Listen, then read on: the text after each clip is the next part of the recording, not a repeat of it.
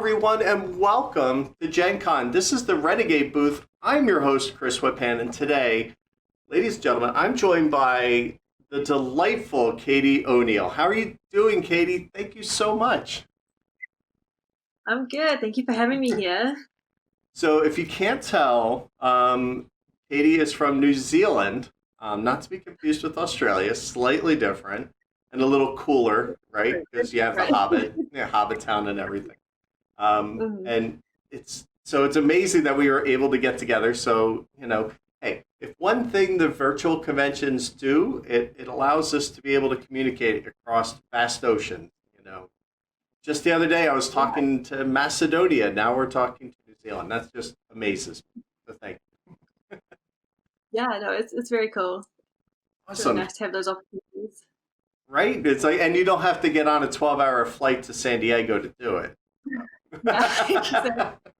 So it cuts both ways, I'm sure, right? Oh, man. I mean, nothing compared to just like getting into the convention center each time. Oh, and it's only going to get worse, right? Every year it's like we have security. And it's like, and then you have to get there and park. Yeah. So you just had to make sure that you did you get a cup of tea this morning? I did. See?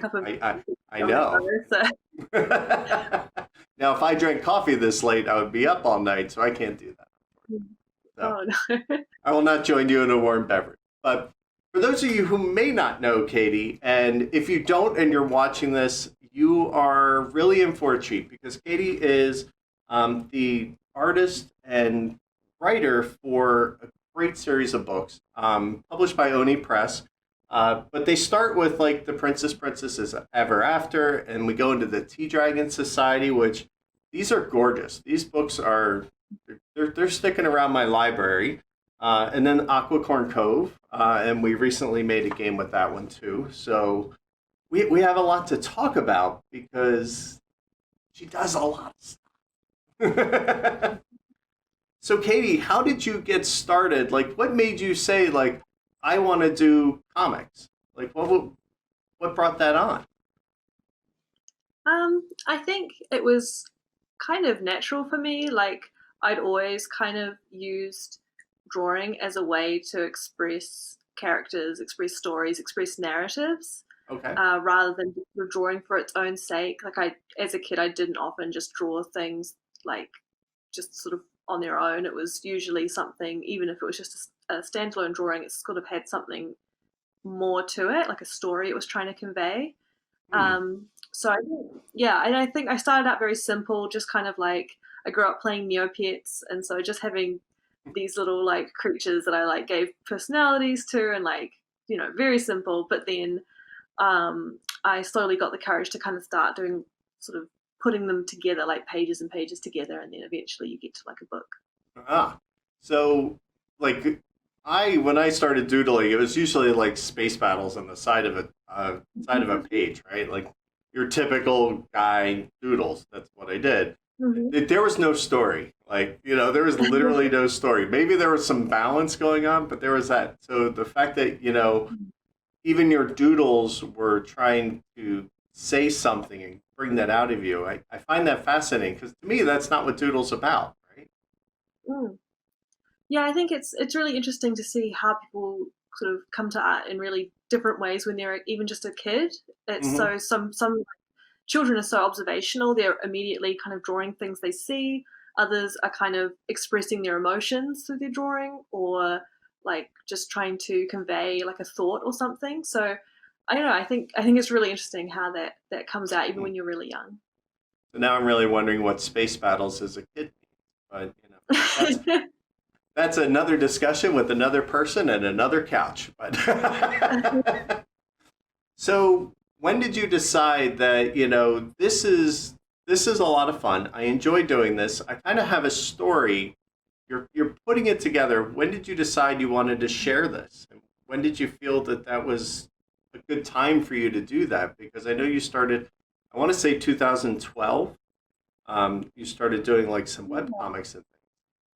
Yeah, that sounds about right for when I started. I think for me, I've always kind of like drawn as part of a community, like starting with Neopets, and then DeviantArt was like a really good place for that. And so I don't know, like you always have to kind of balance it to make sure you're not drawing for the community, but at the same time, the community can be such an important like sort of aspect of your work, because you are thinking of like an audience. How can I convey these ideas in this story, and how is it going to come across?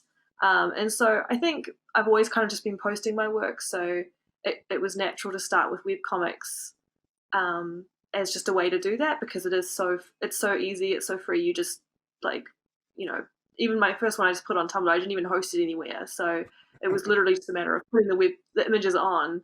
So because there's like no barrier to entry, it was just like, it was really fun. Interesting. So it kind of begs me to ask the question is, what kind of medium do you use? Are you using pen and ink? Or I think I know the answer to this because I've seen some of your recent posts, but I'll ask. Like, what kind of medium are you using to kind of generate all this? So I kind of have worked digitally for a really long time. Probably, I mean, my first digital was like one of those old like iMacs, like the triangular ones. And I had this free art program that came on that, and I think my parents managed to source like a very small graphics tablet for me quite early on. So I think like I kind of grew up all my teens using digital, as well as kind of sketching a lot by hand. So I'd say like the idea generation is more kind of just with pen and paper, because I think it comes out really organic, and you can just like turn the page and like the next thing it kind of builds on. But digital's really nice for just that ease of like, finished it, I put it online. There's truth in that instant feedback and that ability to be a little messy, because if you're coloring and things with digitally, you can just put another layer below that and just paint it in, and if I go outside, it's not a big deal. We have cheats when it comes to that. And also like, because the first time I drew Princess as a webcomic, the files were tiny, because I was just thinking like, a few people will read this online, and so I didn't bother making it too big. So then when I realized, actually I'd really like to make a printed version of this, I had to kind of redraw the entire thing, which it wasn't too bad. It's not a huge comic, but at the same time I was like, I have learned a lesson today. It's like, just always even if you're going to work digitally, always make it print size. Yeah, so 300 DPI, 72 DPI. We can go into that whole conversation at another time. But yeah, you do have to pay attention to that. And it's interesting that you kind of went, and that seems kind of early to go into print. From the time you started the webcomic to the time you actually published Princess. That didn't seem to take that long. Well, I self-published a couple of times, so it's to Oni's credit that they were still happy to do a printed version.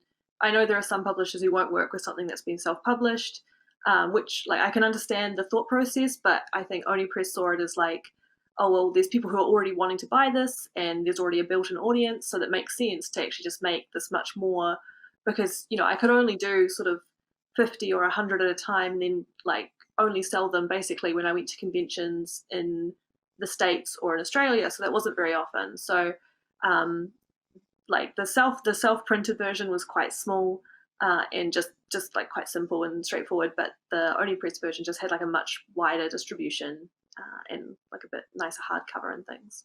Excellent. So how did Oni Press find you? Because I'm sure there are lots of aspiring artists, strip writers, and things that would love to get found and picked up and be able to publish their work. How did it work for you? So I was so lucky, and Princess had quite a good reception online. So and it was in like a kind of a good time when like webcomics were being well distributed on social media, and so it got quite a good reach, I think, just in that time. And my editor, Ari Yarwood, was actually like actively looking for children's books with LGBT themes and characters and just like good representation. So she came across it, and it just fit what she was looking for. So yeah, and then from there we just kept making books. It's awesome, and I'm so glad you brought that up, because that's the exact next place I want to go. Is that I love. So I'm a scuba diver, so I was immediately drawn. In full disclosure, like Oni Renegade sent me a bunch of books, so like, here, so you can get familiar with it, and then I just tore through them in a day. But it started with Aquicorn Cove because I'm like, Mhm. I love the ocean and I love it, and I found the theme, of preservation and even body image to a point that kind of creeps up in there. Do you intentionally kind of say this book will be about this, or do you try to, this is the story and these just happen to be the characters? I think it's more of the latter, where I think I kind of start with the characters and the kind of journey I want the characters to go on personally. So a lot of the conflict in most of the books is more internal and kind of about their growth and things. So for me, it kind of starts with like, what will the character's journey be throughout this, and then fleshing that out with an actual kind of story and plot. But I think the ideas and the values, they're just mine. They're just like, I couldn't make something that wasn't about you know just self acceptance and mindfulness and environment and just found family and all those kinds of things, because those are just the things that are really important to me. Right. And it's also a book that tackles grief and loss, and it's just amazing that something's disguised as this kid book, that can really span and touch. I mean, I felt touched by a moment or two in there. I'm not gonna lie, I could say that it was very. It's just very well written, and you have a way to make us invest in these characters, and it's just super special, and I appreciate that. Yeah, thank you so much. So Princess was kind of like this, let's call it, it launched it and kind of got you started. And you mentioned that it does have some LBGTQ kind of tones to it, but it doesn't read like a manifesto, or like just because like two women have a child, this is the book they buy them. Like, I don't feel that that's what you're trying to say with this. This is more like, you have a child, you want to show them that there's a lot more. It's a great book to buy them, and it's not your traditional princess story. Like, she's self-sabotaging, for crying out loud. Yeah, I think it's important to have like just a huge range of different stories from LGBT writers that cover all those different sort of topics. So some of them are more appropriate or like ideal for families with same-sex parents, to help the Mhm, child kind of like understand their place and like understand like their not their place, their experience mhm. rather, and their kind of like you know the just to see themselves basically on the page. Right. And that's kind of, I think that's one really important aspect. And then you can have also, I think it's also just equally important to have ones that are where it's just very casual and it just exists basically. Right. So it's like, this is happening, but there's nothing, there's no flags, there's no bells. That's not the actual conflict at all in the story. It's just really, it's about how the one person perceives herself. And Mm-hmm. it's very, very smart. And, if I had kids, I would certainly Mm-hmm. love to let them read these, because I think that they're great in today's time. So Thank you. I'll stop gushing at some point. But that kind of brings us in, and I don't want to say it's the Juggernaut, but it's the big book version. And then we have the Tea Dragon book. And oh my goodness, these are just so adorable. They're cute. I don't want to say they're heavy, because the message isn't heavy, but it's there if you look for it. And it can have some discussion points, which I love. Uh, but it's gorgeous, panel after panel, and I almost want to pull up my favorite. I'm going to. Yeah, Uh, go for it. I want my favorite panel in the entire. I love. So, without going too much into spoilers here, just what you're able to convey kind of with this dream sequence, I guess, is the best way to kind of put it. Where they're just trying to convey feelings and emotions and everything. And that panel just, that does it. Like, it just does it so well. It's so non-traditional, and I've seen other people do time things and stuff, and it's fine. But this one just, you get the feeling from each individual spot that you understand what's happening in the whole panel. And I had to pull that one out specifically. I absolutely loved it, like when I saw Thank you. it. So, what was the thought that kind of made you come up with the whole idea of the tea dragons? Because come on, they're amazing, they're awesome, they're cute, they're cuddly, and they grow tea leaves on themselves. Like that's kind of crazy and awesome all at the same time. So where did that come I love designing creatures. That's kind of like, as you can see just from all of my works, like even in Princess, there's like a dragon, there's a little chubby dragon. So I kind of, creatures are a really important part of what I, really enjoy making. So I was kind of honestly just like coming up with different ideas. This was before I had, even a thought about making it into a comic book or anything. And just came up with the idea and kind of posted it and had really nice response. People wanted to know more about them and like the lore and like, how do they work? How do you take care of them? All those kinds of things. And I was like, oh, okay, well, if people are asking these questions, there's probably a good chance that it's, it'll hit the right notes. So after Princess worked out really well, Ari asked if I wanted to do any more books with them, so I decided to pitch the Tea Dragons as an idea. So from there, I just kind of naturally kind of extrapolated on the themes that the dragons kind of suggest and just naturally bring up, and like design some characters and stuff. And yeah, it morphed quite a bit. So it was like an interesting kind of came more from the dragons, but then ended up being much more than the dragons. So right. And when did you, because one of the chief conceits is the element of the time. When did you kind of come up with that? Because that to me is just kind of, it was just brilliant. And the way the main protagonist and, the person in the story has to deal with that and how the solution comes is just kind of one of those moments where if you saw it in a movie, you'd choke up because it was, and I might have. But it was, it was great because I see all the detective stuff coming. I did not see that one coming. So, where did you kind of come up with the manipulation of time through the tea leaves? Like, where did that come from? Because I find that very unique and fascinating.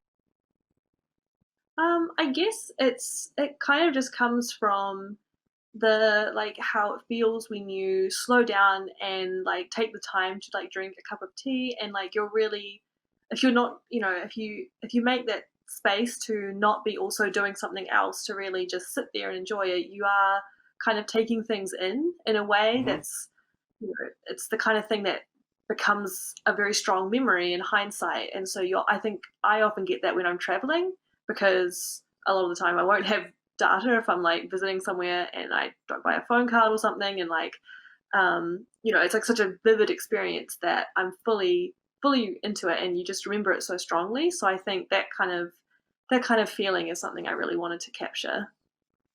Well, you certainly did, and it's gorgeous. One of the fun things about the book was I got done, and there's it still feels like there's a quarter of the book left, because Katie took those requests for how you take care of them and what they all do very seriously and put the nice little compendium in the back of like not all of them, but a lot of them, the care and maintenance, the daily life, the whole dragon handbook in the back of this is delightful. It's just, again, if you love a thing, being able to have a little bit more to dive on is always that much more fun and makes it that much more exciting. I do have to ask though, what's your favorite one to draw? I mean, I have a favorite, which does not line up with my tea favorite, but what's yours? I just love drawing Chamomile because he's so floppy. He's just very chill and like just simple shapes, and you can almost like not draw him wrong because as long as it's just like kind of made up of like squiggly, loose, floppy lines, it kind of works. Yeah, which one's your favorite? I kind of like Jasmine. I do. Mm. I like That's what I think is the popular, second most popular one after Cam. I just like him because he just feels like smart, mildly aloof, and just kind of doesn't necessarily want to be bothered with all the other ones, but is okay around them at the same time. Like, so I kind of relate to that. A little more of an introvert when it comes to the dragon world, Mm. whereas Cammy just feels like just always out there running around, like being crazy. Um, the so you also, I mean, there's a nice seal on the books because you actually won a very cool award for those called the Eisner. Um, what was it like to find out you received it, and then did you get to come to the States because they give that out at San Diego Comic Con, correct? Mhm. They So do, yeah. So, yeah.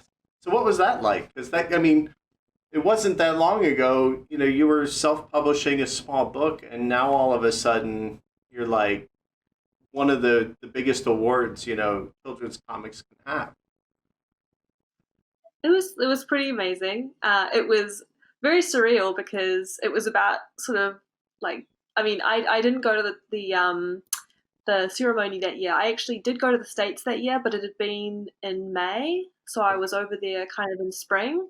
So like it, I wasn't able to attend the other one, but my editor attended and accepted the award on my behalf. So yeah, it was lovely that we were able to have somebody there to kind of experience it. And I did go to San Diego last year for because Aquicorn Cove was also nominated.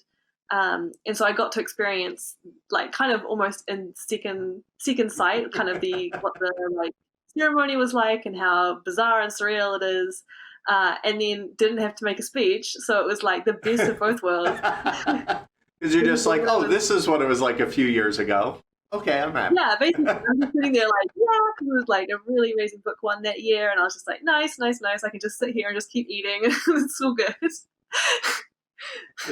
It's definitely great. It's lovely and it certainly deserves it. And the messaging in there, I almost want to even say it's a little more subtle, but I think it's interesting because I can see so many people who could benefit from it. Like, I had a grandmother who went through dementia and things like that. So, being able to talk to a child about memory loss and what we can do to kind of potentially help them through that and kind of, it's got to be disturbing for them to constantly see their grandparent like and they forget who you are. That's very nerve-wracking and upsetting. So Mm.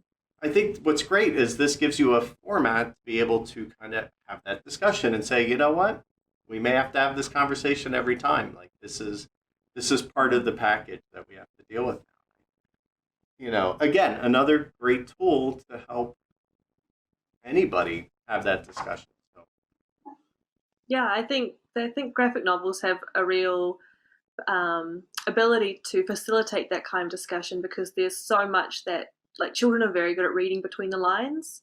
So they pick up on all the themes and they pick up on the kind of ideas, and so it becomes like up to them to kind of form their own ideas about it and have and sort of initiate those discussions and like feel like they have a context for it. So yeah, I think graphic novels are such an important part of children's reading, and it's like I think recently it's kind of changing. They are seen as more kind of appropriate children's literature as opposed to just like, oh, right, comic books, you just read those, it's not real reading. It's right, like I think yeah. recently they've got their own value that goes alongside sort of prose as part of a full sort of reading vocabulary, I guess.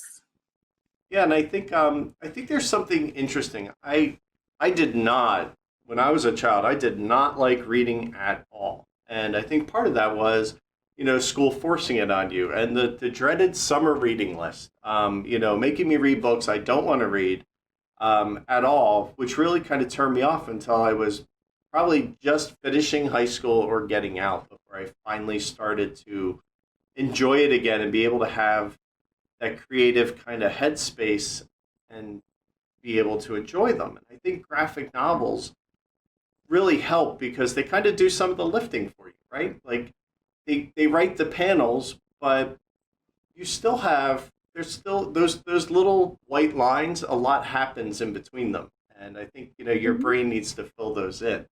So I think that yes, it takes some of the heavy lifting off, but you still get to imagine a huge amount of the story, which is why I read and I love it. So, Yeah, definitely. excellent. And then you followed that up with the Tea Dragon Festival, which is almost a prequel, if you will. Um, Hmm. it does have that feel, and again, we just continue on. And I love that one, and that one you actually brought up ASL and the sign language and things like that, which I found again in a comic book. It's a written medium. How do you convey that? Like, why was that important for you to add in that one?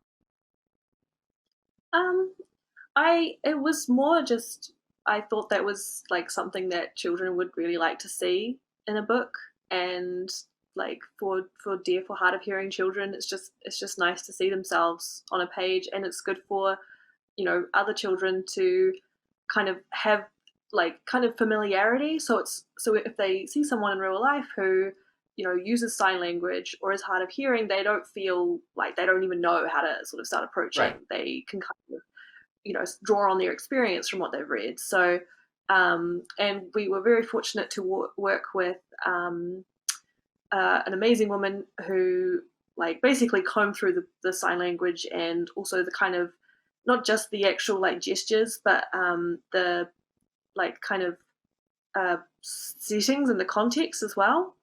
Okay. So to really make sure that deaf children wouldn't come across something that just was like, oh, that wouldn't sort of work, or like I wouldn't be part of that conversation if this was happening.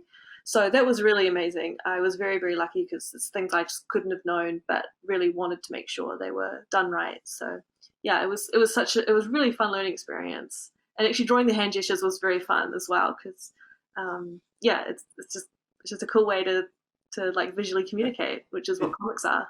It's very specific, and I think that to be able to convey that in something like a book was amazing. The other thing I love was just that it was like there was one deaf person in the village, but the entire village learned it. That it was very deliberate, conscious, and lovely all in the same moment because it shows that it's not their responsibility to conform to us, and we should adapt to everyone. And I think that Yeah, and just make sure everyone feels included. It's right, yeah. and not just run around restaurants like trashy Americans, order in English and expect everybody to understand. Because we do that, but a little bit of effort. Um, so so that kind of brings us. So I know there's more coming, and I know. Do you have anything on the immediate horizon? I believe I saw a couple things. So I don't think we're spoiling anything, Yeah. right? So there is a third Tea Dragon book coming out. So that's the final in the kind of trilogy of them, and Mm, so the first one sort of set up a lot of the characters. The second one was a kind of step back in time, and then third one is actually sort of picks up about 6 months after the first one ends. okay, So for people who are kind of wanting more of a direct continuation, hopefully it's satisfying. excellent. So we're excited for that, and I believe that's coming out this fall. So pay attention for that. Yes. Yeah. So I mean, we do board games at Renegade. So we kind of made the Aquicorn Cove and published that for you. Um, what was the difference between kind of illustrating for a game versus say illustrating for your comic? Because there's got to be a lot of similarity, but then again, a lot of difference. I think the the main thing is well, so I actually haven't done a huge amount of illustration just because Steve and Tyler did an amazing job finding Okay. artwork so a lot of it is kind of sourced from the books.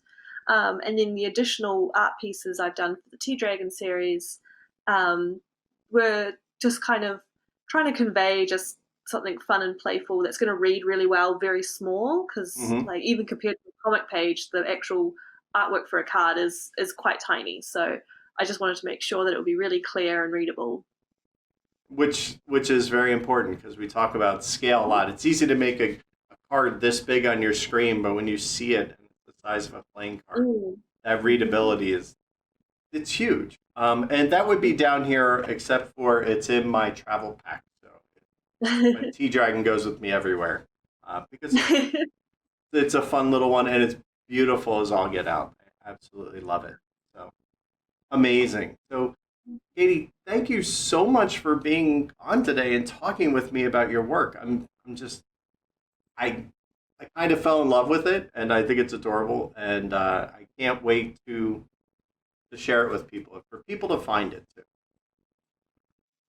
Thank you so much, and it's so awesome just seeing it sort of adapted to this whole kind of new medium that I just wouldn't have been able to or thought of. So it's been a really amazing journey with Renegade as well. Yeah, and there may be something else coming, but I don't know how much I can say about it, so I won't. But this is not by far not the end. There's more stuff coming, so we're certainly excited about that. So thank you so much for getting up early and doing this with me. I appreciate it. Oh, no worries. Thanks so much. Thank you. So be sure to check out Katie's stuff. We're going to try and get Katie back on a panel for Oni Press at Renegade Con in the fall. So we'll definitely have more to talk about and lots more going on. And I'm excited to hear a little bit more. I look forward to that. Yeah, me too. All right. Thank you, everybody at home, for watching. Be sure to have fun and check these out, and we'll talk to you soon.